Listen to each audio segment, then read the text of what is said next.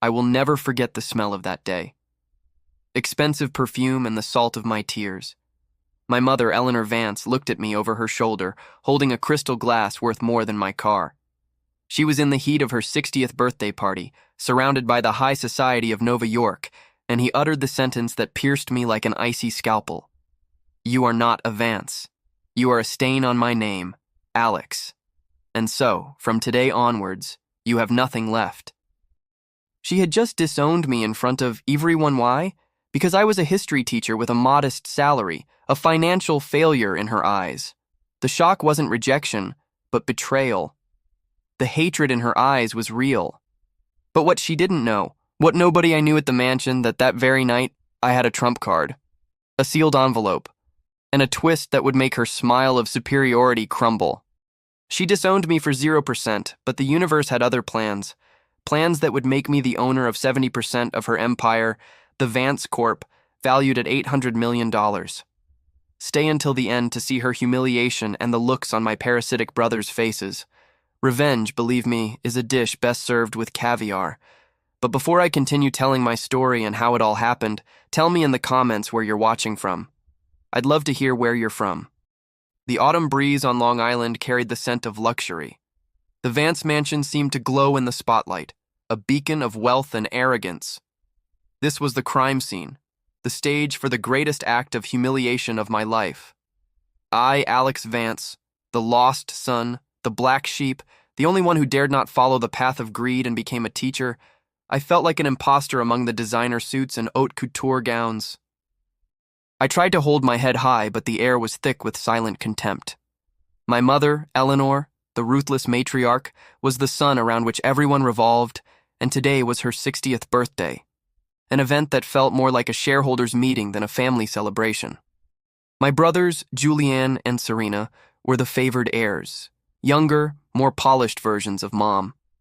Julian, the facade CEO with a laminated smile and a watch that cost me 3 years' salary.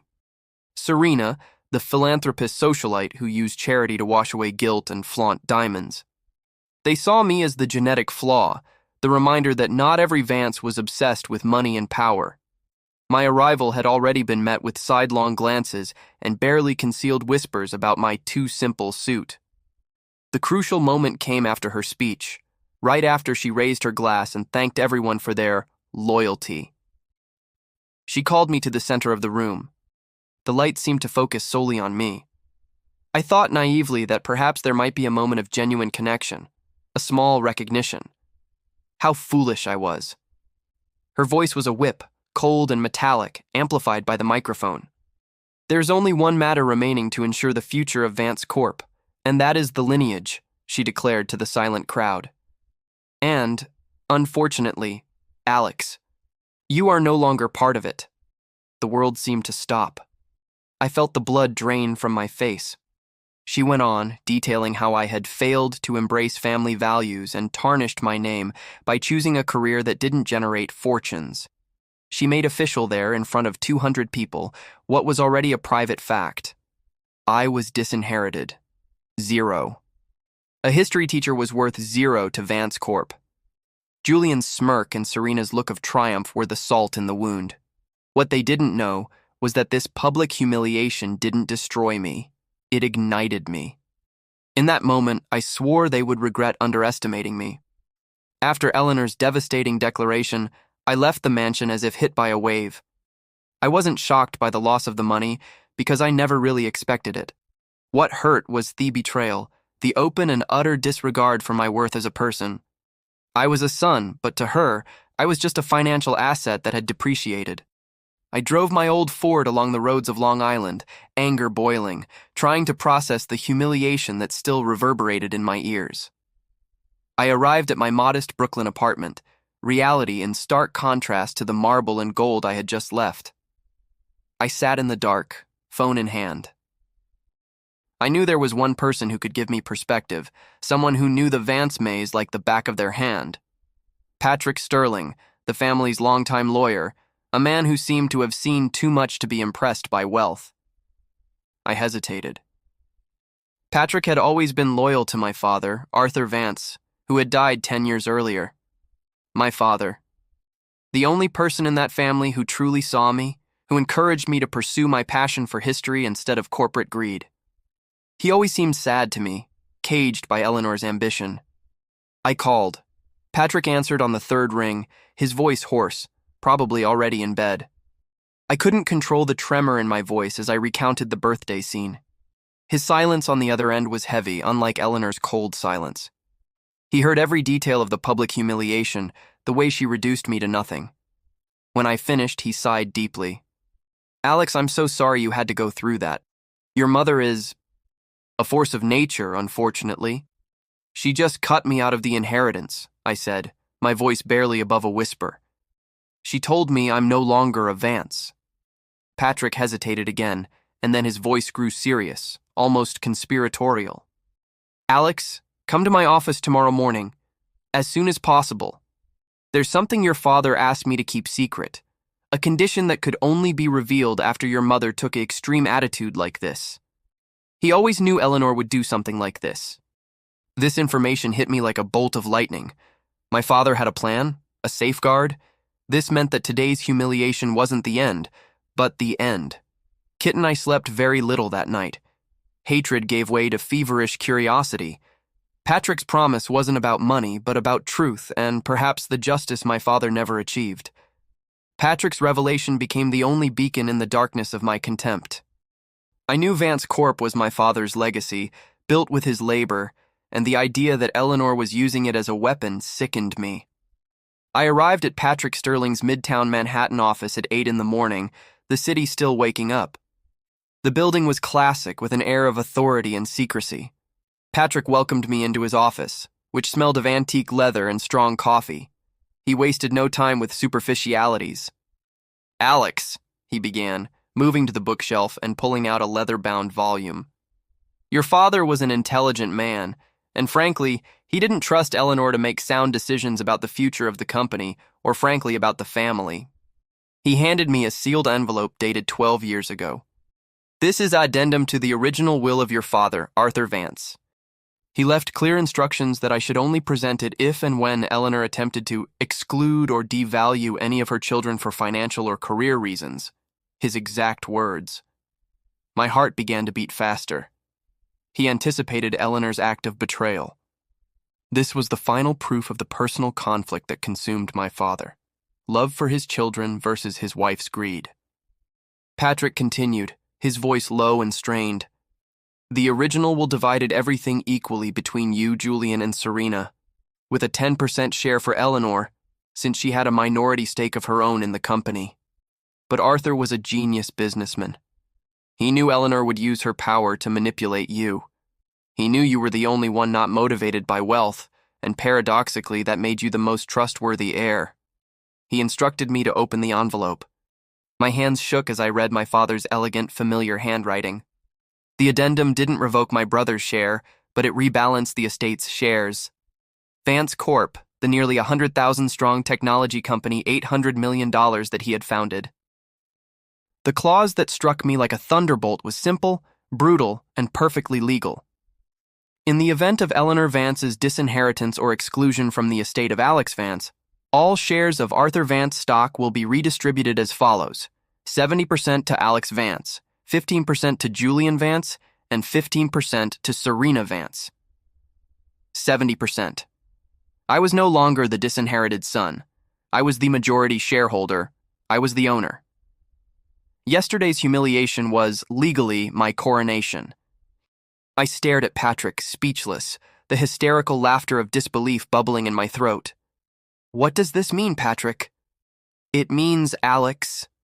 He smiled for the first time, a genuine smile of satisfaction, that your mother not only lost control of the company, but she placed it squarely in your hands. You are, effectively, the new chairman of the board, and she, along with your brothers, will have to report to you. Revenge wouldn't just be sweet, it would be official. The initial shock gave way to a cold, determined sense of purpose. I didn't want the money for its own sake, but I wanted the control to do what my father intended, and more importantly, to teach the Vances an unforgettable lesson in humility. My first action was to instruct Patrick to summon emergency meeting of the Vance Corp Board of Directors for the late afternoon of that same day. The official pretext: a stock reorganization in light of Ms. Vance's recent decision. Julian and Serena called me, furious and confused. They had already received Patrick's meeting notice, his tone utterly serious. Julian, with his usual arrogance, left a voicemail. "Alex, what the hell is this? You're wasting your time. Mom already kicked you out. Don't waste our time with this teacher nonsense." Serena sent me a dry text. "Stop trying to get attention. You're pathetic." Their attitude only strengthened my resolve. Their betrayal was as clear as Eleanor's. The meeting took place in Vance Corp's main conference room. The air was heavy. Eleanor was there, sitting at the head of the table, her usual poise in her eyes, though her expression was bloodshot with suspicion. She couldn't understand why Patrick had called such a sudden meeting. Julian and Serena stood beside her, their sneers fading when they saw me enter the room with Patrick, carrying a heavy briefcase. Eleanor tried to speak, her voice commanding. "I don't know why we're here, but if it's to discuss the Alex problem, I've already resolved it. He's no longer a shareholder and—" Patrick interrupted her with an icy calm that cut through the room. "Excuse me, Mrs. Vance. This meeting was not called by you. It was called by me to fulfill the final will of Mr. Arthur Vance, the founder of this corporation, and to recognize the new majority shareholder." He opened the folder and handed over copies of the addendum. The silence in the room was so profound, the hum of the air conditioning could be heard. Eleanor took the document, her eyes scanning the words. I watched her. The color drained from her face, the smile turning into a mask of horror. Julian, reading over his mother's shoulder, let out a gasp. Serena dropped the paper to the floor, her mouth open. 70%? Eleanor whispered, her voice breaking. "That's impossible. I'm Vance Corp. I disowned him." The reversal was complete. The humiliation she'd planned for me had turned against her tenfold. Revenge was now a tangible reality, documented on letterhead. The bomb had exploded. Eleanor stood, slamming her hands on the table, her eyes fixed on me, not with contempt, but with savage hatred mixed with smoldering terror. "You can't do this, Alex! I'm your mother! This is a coup! Patrick, you're involved in this! I'll expose you! I'll destroy you!" She was beside herself. The cold, calculating matriarch was gone, replaced by a hysterical woman watching her empire slip through her fingers. Patrick, impenetrable, remained calm. "Mrs. Vance, the document is legal and notarized. Your husband, Mr. Arthur Vance, had the foresight to foresee this very moment. His decision to disinherit Alex was the legal trigger for the redistribution of shares. According to the Articles of Association and the addendum, Alex Vance holds 70% of the shares and, by extension, is the new chairman of the board and has the power to appoint the new CEO. Julian, who had recovered somewhat from the shock, tried to intervene with a negotiating tone he'd never mastered. "Alex, wait. Think about family. We can talk. I'm the CEO. We can work together, like brothers. What's 70% between family, right?" His hypocrisy was unbearable. They only wanted my collaboration when it suited them. I finally spoke, my voice sounding calm and authoritative, a new one for them. "Julian, you and Serena have had 10 years to prove your worth. All you've done is spend my father's capital, treat Vance Corp like an ATM, and publicly humiliate me." I looked directly at my mother, who was near tears. "Mommy, you disowned me for being a poor teacher. You reduced me to nothing. Now I'm your boss, and the new CEO's first decision is that the company needs leadership that cares more about innovation than appearances. Therefore," I continued, my voice cutting through the silence, "my first order of business is to replace the CEO. And no, Julian, you are not qualified. Your termination is effective immediately. Serena, your board position is suspended pending a full financial audit of all your charitable organizations." The revenge was complete, but I didn't feel the euphoria I'd expected, just a cold peace. I was delivering justice for my father. Eleanor slumped in her chair, her defeat more devastating than any words. She had lost everything because of her arrogance and contempt. The high financial standing she so idolized had become the instrument of her downfall. I appointed a trusted interim CEO, a man my father respected, and ended the meeting. As I left the room, I left them to their private chaos. The next day was a whirlwind. News of the seismic change in leadership at Vance Corp had leaked. The business papers were abuzz. History professor takes over Vance Corp after shocking inheritance dispute. New York society, the same society that had laughed in my face on my birthday, was now whispering about Eleanor's downfall and the return of her disowned son. The personal conflict with my mother had only just begun, but the battle for control of the company had been won. Eleanor, Julian, and Serena tried every trick in the book. Legal threats, emotional appeals, ridiculous coming from them, and even an attempted bribery. I ignored them. Patrick handled the legal details, shielding my position with my father's cunning. My first week as majority shareholder was spent delving into Vance Corp's finances. I discovered how negligent and self-serving Julian's management truly was, and how close Serena's charities were to embezzling funds. My father wasn't just giving me control, he was giving me the chance to save his company. I met my mother for the last time in the main office she thought would be hers forever. She was gathering her belongings, the last of her dignity in tatters. She looked at me with empty eyes, no longer filled with hatred, but with profound sadness and defeat. "You won, Alex," she admitted, her voice hoarse. "But what are you going to do with all this?